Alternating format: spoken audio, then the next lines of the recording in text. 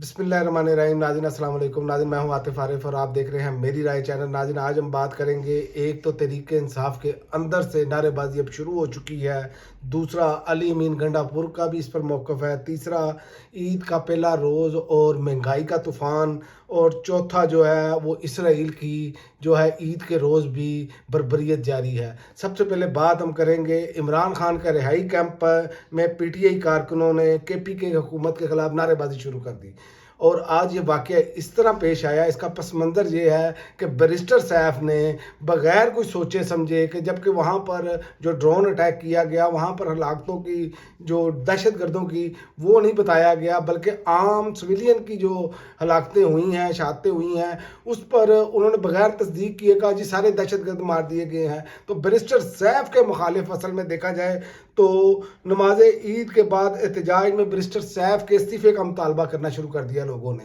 ये इमरान खान की रिहाई के लिए जो कैंप लगा हुआ है एहतजाजी, उसमें नारेबाजी हुई है और बैरिस्टर सैफ को अभी तक ना उन्होंने कोई मौक़िफ़ बयान किया है और ना ही उन्होंने इस्तीफ़ा दिया है। इनके पीछे भी ऐसे लगता है कोई ताकतवर हाथ है, क्योंकि आप याद रखें कि ये इमरान खान के बिल्कुल मौक़िफ़ के बिल्कुल बरक्स है। उसकी वजह क्या है? उसकी वजह है कि इमरान खान का ड्रोन हमलों पर एक वाज़िया मौक़िफ़ रहा है कि ड्रोन हमले किसी भी सूरत काबिल कबूल नहीं है। ये जब अमेरिका कर रहा था ड्रोन अटैक्स, उस वक्त इमरान खान का ये मौक़िफ़ था, जब नीटो और सारे इत्तेहादी मौजूद थे, उसके बावजूद इमरान खान का सख्त तरीन मौक़िफ़ था। तो ये तो पाकिस्तान के अंदर से ड्रोन अटैक हुआ है, तो इस पर कैसे इमरान खान का मौक़िफ़ जो है नरम हो सकता है? क्योंकि इसकी वजह है कि इसमें दहशतगर्द एक अगर मारा जाता है तो उसके साथ सिविलियन का जो नुकसान होता है वो बहुत ज़्यादा होता है। इसी वजह से इमरान खान इसके हमेशा मुखालिफ रहे हैं। लेकिन केपीके हुकूमत का जो तर्जमान है बैरिस्टर साहब,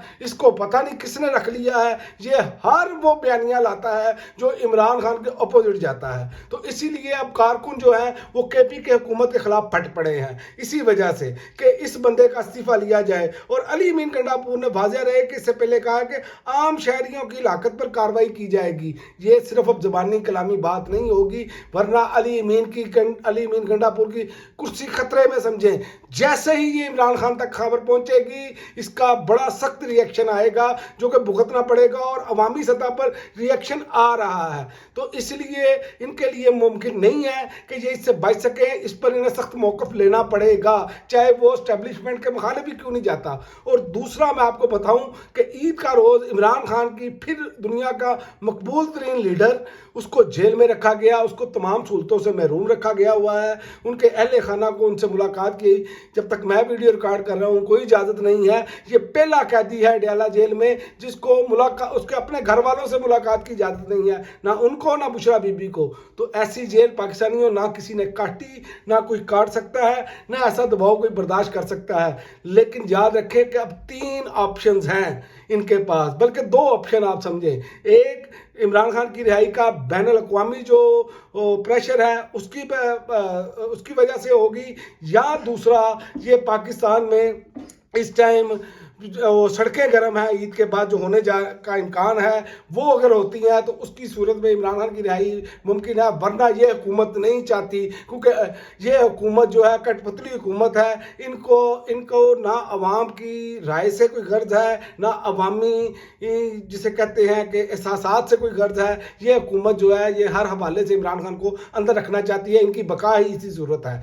इसीलिए अब 2 ऑप्शन है। और दूसरा देखें इस हुकूमत की कारकर्दगी के ईद का पहला रोज़ मुर्गी, बकरे और गाय का गोश्त जो है वो आसमानों को छूने लग पड़ा है। चीनी, सब्जियां और फल सब महंगे हैं, कोई पूछने वाला नहीं है। दुकानदारों की मनमानियाँ जारी हैं।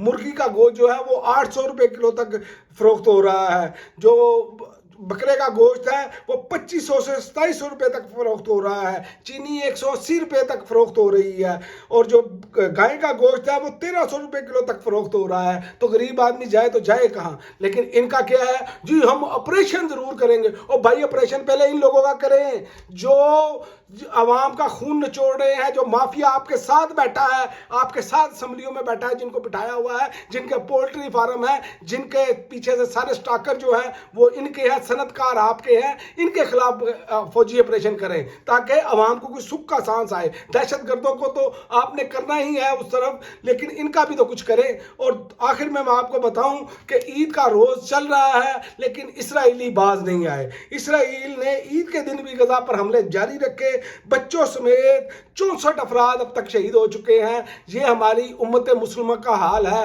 اور امت مسلمہ میں ایک پاکستان واحد ایٹمی طاقت ہے جس کے پاس اب یہ معاملہ بن چکا ہے کہ وہ اپنے اندرونی حالات اور اپنے معاشی حالات میں اتنا جکڑا جا چکا ہے کہ اس پر بات ہی نہیں کر سکتا. اسی لیے ہمیں سوچنا ہوگا، ہمیں اپنی پالیسیاں تبدیل کرنی ہوں گی، ورنہ یہ ہوگا کہ خدا نہ خواستہ ہم اپنے مسائل میں الجھ کر رہ جائیں گے اور دشمن اس کا فائدہ اٹھائے گا. اب تک کے لیے ناظرین اتنا ہی. اگلی ویڈیو تک اجازت دیں.